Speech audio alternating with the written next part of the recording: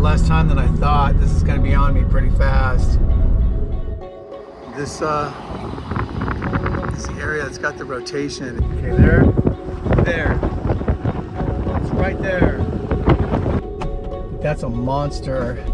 It's just a wall of black. And the wind is bonkers. Ladies, getting a little close. One more look at this tornado warning storm. Again, you can see some lowering.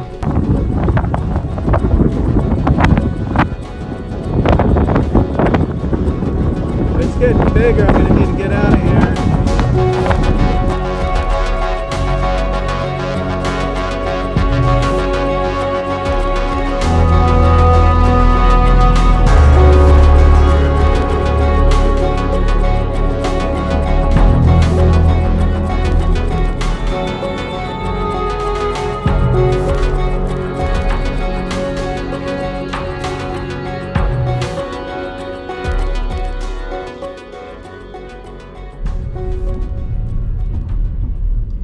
Okay, it's Monday, June the 15th.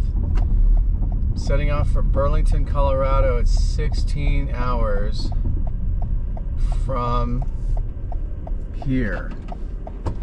And I hope to arrive by about 10 o'clock tonight and then be in position to shoot tornadoes hopefully tomorrow in Kansas.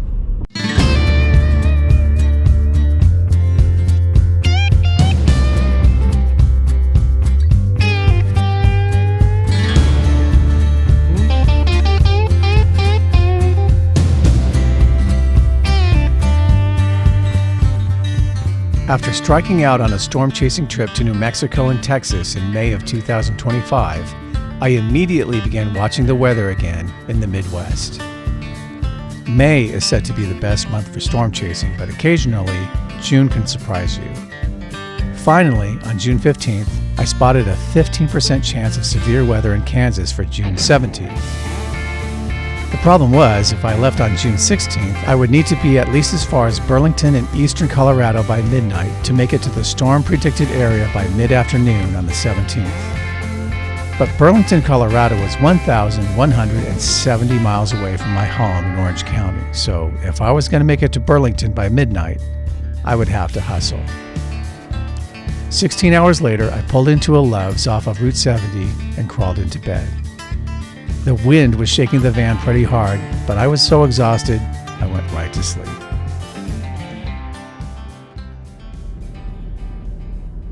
Okay, it is Tuesday, June the 17th, Burlington, Colorado. This big wall of clouds moving south, and I'm on my way to Wichita. I think if there's any action today, it's supposed to be in southwest Kansas.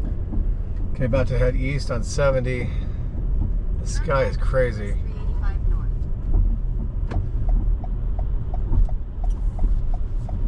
Look at this. Stay in the left lane. In 600 feet, turn right onto the I-70 East ramp. Did you hear how stupid Google is? Stay In the left 3/4 lane, of a mile, right. turn right Turn onto right Center onto the Avenue. I-70 East ramp.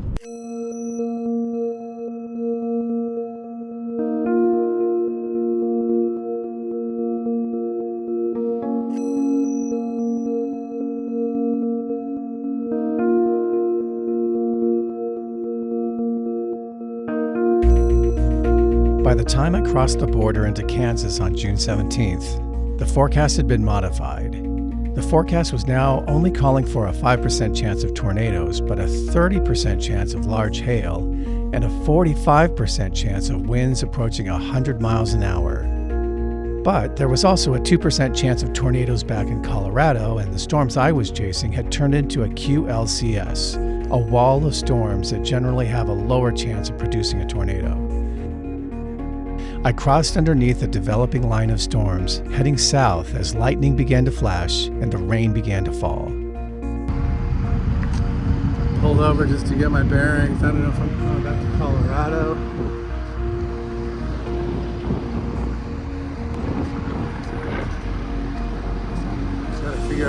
one before I keep heading south to Wichita. After watching the weather for a bit, I decided to stick it out north of Wichita instead of driving all the way back to Colorado, and headed west towards Hutchinson. Having gained a bit more confidence in the past couple of years, I edged up cautiously as the line of storms began to morph into a giant supercell with a severe storm warning that was now suddenly lurching to the east.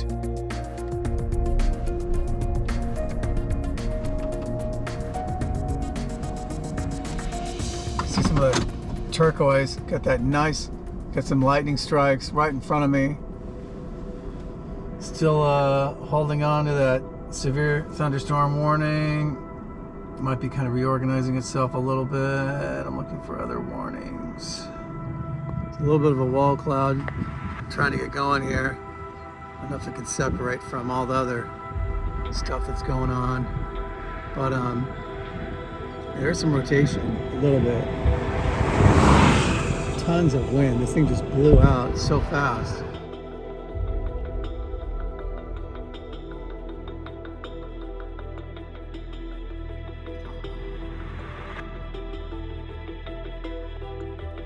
Since the big storms were now rolling both to the south and east, I took off trying to stay in front of them.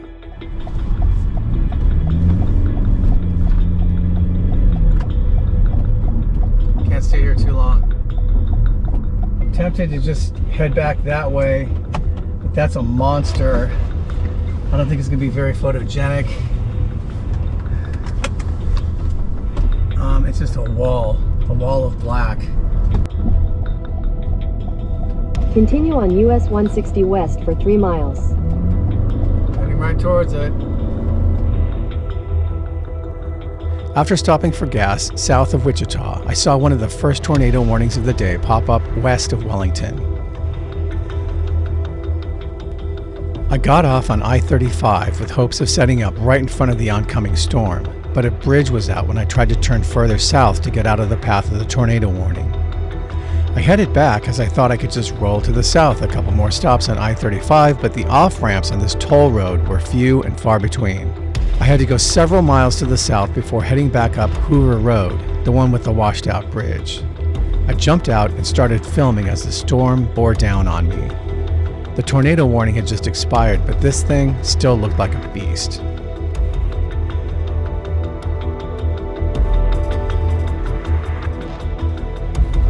I'm gonna have to take off in a minute because it's coming in way faster than I thought it would.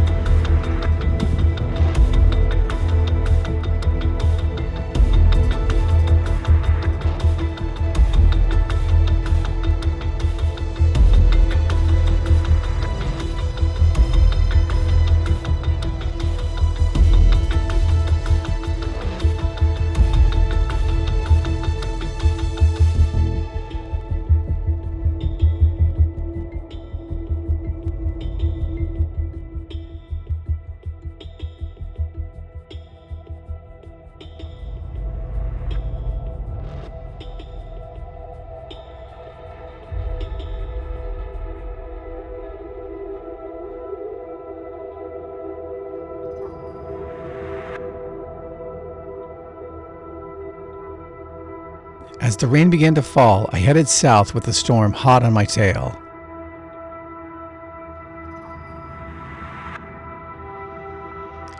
I drove down almost to the Oklahoma border on a hill overlooking the valley and set up a time lapse. Several small funnels came down from time to time as this storm got about as close as you can get without dropping a tornado.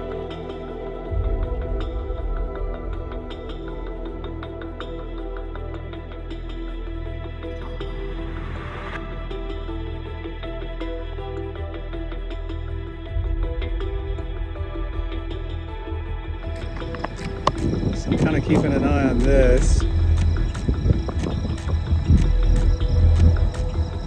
There's a lot of rotation, little bits and pieces of rotation, very disorganized. Got this kind of rotating a little bit right there, and then right up above, all of this is just swirling around. More storms kept developing to the southwest, and I had to keep dropping south to stay in front of them.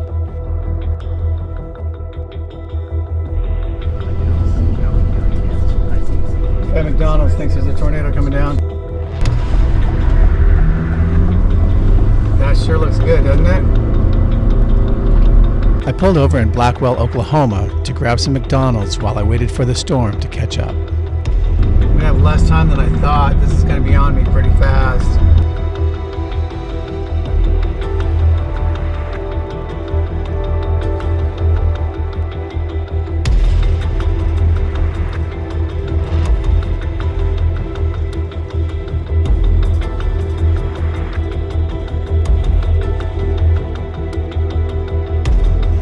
As the storm blew in, I headed south again, this time all the way down to Route 60 near Tonkawa.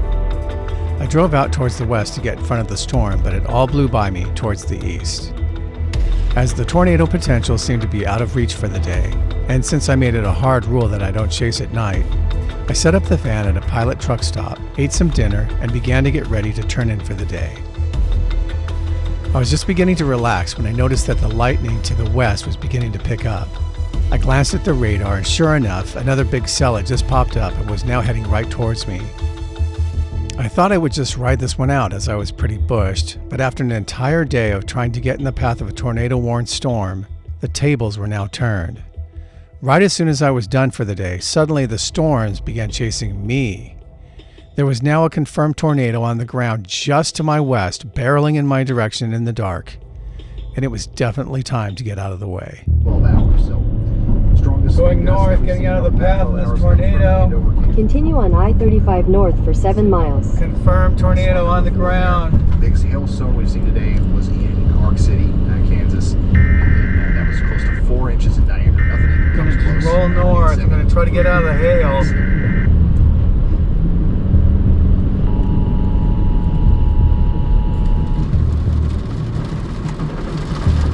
But yeah, things are picking up there on Interstate 35. That tornado-warned storm is moving over the intersection between Highway 51 and Interstate 35. And of course, I headed back up to Blackwell to get out of the path of the oncoming tornado, but I was still worried about the 2 to 3 inch hail that people had reported throughout the day. I ducked into a deserted gas station facing the oncoming storm and waited for the storm to roll in. Here we go. Comes the wind.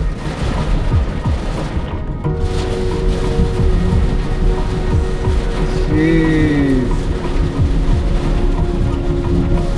Hope this thing doesn't blow over.